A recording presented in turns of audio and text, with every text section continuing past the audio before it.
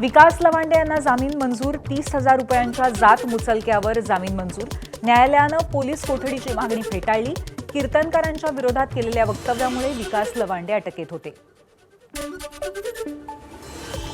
नीट पेपरफुटी प्रकरणी शिवराज मोटेगावकरला 1 दिवसाची सीबीआय कोठडी. सीबीआयने मोटेगावकराच्या 1 दिवसाच्या सीबीआय कोठडीची मागणी केली होती. शिवसेना मंत्री संजय राठोड यांच्या मंत्रालयातल्या कार्यालयातनं 80,000 रुपये चोरीला गेल्याची माहिती. तर मंत्रालयामध्ये 10,000 पेक्षा जास्त रक्कम घेऊन जाण्याची परवानगी नसल्यामुळे संजय राठोड यांच्या कार्यालयामध्ये 80,000 रुपये आले कसे याबद्दल चर्चांना उधाण. पुण्यात राज्य उत्पादन विभागाची मोठी कारवाईमध्ये विविध राज्यातून आलेली सुमारे 2,03,40,00,000 रुपयांची बनावट दारू जप्त. पोलिसांनी 3 आरोपींना अटक केली.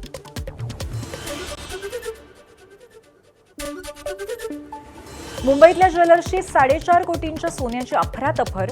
पश्चिम बंगालमधून आरोपी तन्मय मैतीला अटक. आरोपीवर 4,51,85,000 रुपयांच्या 2,959 ग्रॅम सोन्याच्या अफरातफरीचा आरोप.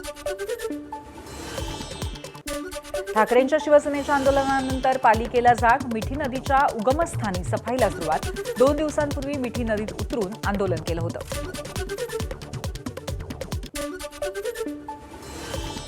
खासदार श्रीरंग बारणे यांच्याकडनं पनवेल रेल्वे स्टेशनची पाहणी. अमृत भारत रेल्वे स्टेशन या योजनेअंतर्गत पनवेल रेल्वे स्टेशनची उभारणी. वर्ध्यात अल्पवयीन दुचाकी चालकावरती कारंजा पोलिसांनी लगाम लावला.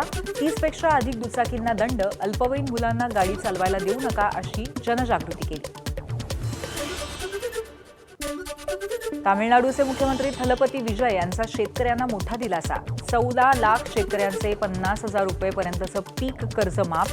अल्पभूधारक शेतकऱ्यांना 50,000 रुपये कर्जमाफी तर जास्त जमीन असणाऱ्यांचे 5,000 रुपयेपर्यंतचं कर्ज माफ.